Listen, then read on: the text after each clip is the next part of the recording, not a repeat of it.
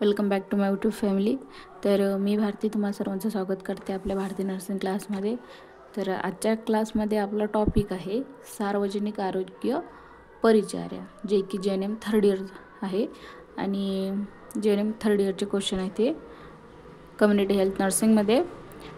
तर सर्वप्रथम तुम्ही जर चॅनलवरती नवीन असाल तर आपल्या भारती नर्सिंग क्लासला लगेच जॉईन व्हा, जेणेकरून तुम्हाला नेक्स्ट व्हिडिओची नोटिफिकेशन ही सर्वात आधी मिळेल आणि तुम्ही लाईव्ह क्लाससुद्धा अटेंड करू शकता।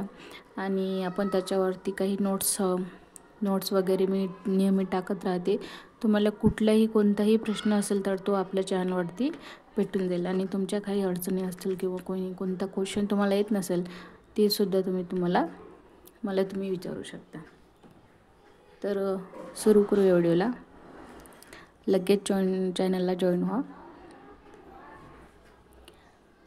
अ गट आणि ब गट, आता हे झाले आपले जोडे आणि चुकी बरोबर, ट्रूथ अँड फॉल्स।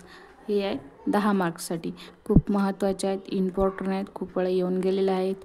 आणि तुम्ही पाहू शकता मी आधीचे कम्युनिटी हेल्थचा काही क्वेश्चन पेपर टाकलेले आहेत आपल्या चॅनलवरती, त्याच्यावर तुम्ही पाहू शकता हा पूर्ण पेपर त्याच्यामध्ये किती वेळा येऊन गेलेले आहे।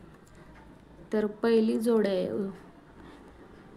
उप आरोग्य केंद्र। आता उप आरोग्य केंद्रामध्ये काय होते तर लसायुक्त फायलेसेस। आता लस म्हणजे उप आरोग्य केंद्रामध्ये जे सर्वात छोटे केंद्र आहे त्याच्यामध्ये क्षयरोग हे अशा प्रकारचे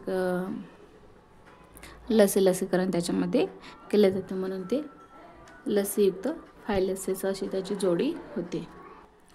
त्याच्यानंतर आहे कुटुंब नियोजन कार्यक्रम। आता कुटुंब नियोजन कार्यक्रम हा 1952 साली संमत झाला। त्याच्यामध्ये तसंच तिसरी जोडी आहे आपले कडताळ सिंग कम्युनिटी। कडताळ सिंग याच्यामध्ये होते बहुउद्देशीय आरोग्य कर्मचारी, यालाच असं परिवार नियोजन कार्यक्रमसुद्धा असे म्हणतात। बहुउद्देशीय आरोग्य कर्मचारी, त्याच्यामध्ये परिवार नियोजनबद्दलही माहिती आहे। तर ते 1973 त्याच्यात 1952 त्याच्या कार्यक्रमाची सुरुवात झाली आणि 1973 ते लागू झाला।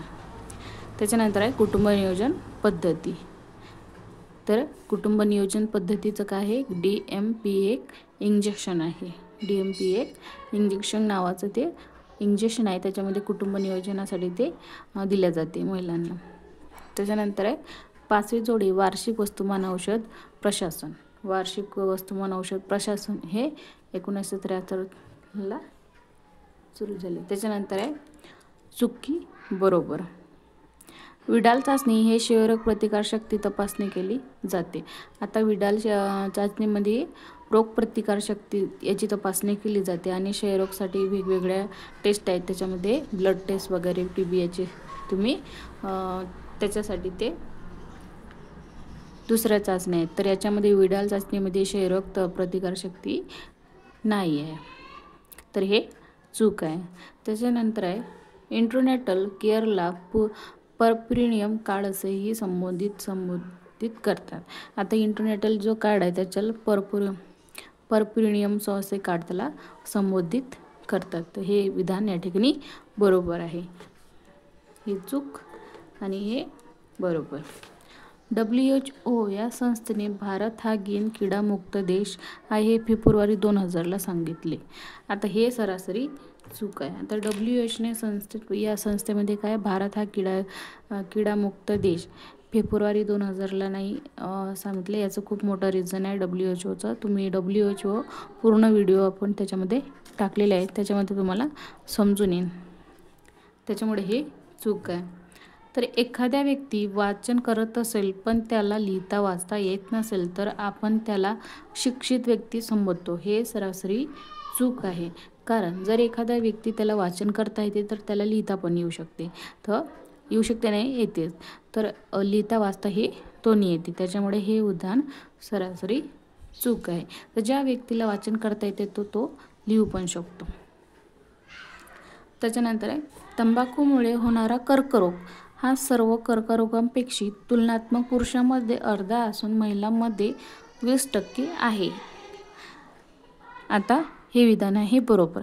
आता सर्वात जास्त प्रमाण जे कर्करोगामध्ये मृत्युमुखी पडतात तर त्याच्यामध्ये आहे महिलांचं जास्त प्रमाण आहे. तर दरवर्षी किमान 25% हे काय होतात, जगभरातील कर्करोगाचे मृत्युमुखी पडणारे 25% ही लोकसंख्या असते. पण त्याच्यामध्ये पुरुषांमध्ये अर्धी संख्या आहे तर महिलांची ही 20% जास्त आहे. तर त्याच्यामध्ये पुरुषांचं प्रमाण 5% तर महिलांचं प्रमाण आहे 20%. याच्यामुळे तंबाखूमुळे होणारा जो कर्करोग आहे तो कर्करोग हा सर्व कर्करोगांशी तुलनात्मक पुरुषांमध्ये अर्धा असून महिलांच्या प्रमाणामध्ये तो जास्त आहे. तर हे झाले आपल्या 5 चुकी बरोबर आहेत. आणि व्हिडिओ आवडल्यास लाईक करा, चॅनलला सबस्क्राईब करायला विसरू नका आणि व्हिडिओला जास्तीत जास्त शेअर करा. तुमचे काही मित्रमैत्रिणी असतील जे की क्लास अटेंड करू शकत नाही कॉलेजला जाऊन, त्यांनासुद्धा हा व्हिडिओ शेअर करा जेणेकरून त्यांनासुद्धा हँडरायटिंग नोट्स प्रोव्हाइड झालं पाहिजे. आणि मी परत एकदा पुन्हा सांगते, चॅनलला जर जॉईन नसेल झालं तर लगेच तुम्ही चॅनलला जॉईन झाल्यानंतर तुम्हाला पूर्णपणे त्याच्यावर पूर्ण व्हिडिओची अपडेट मिळत राहील व पेपर कशा पद्धतीने लिहावे हे सर्व मी लाईव्ह क्लासमध्ये शिकवते. त्याच्यामुळे लगेच चॅनलला जॉईन घ्या. तर भेटूया नेक्स्ट व्हिडिओमध्ये. तोपर्यंत बाय. थँक्यू.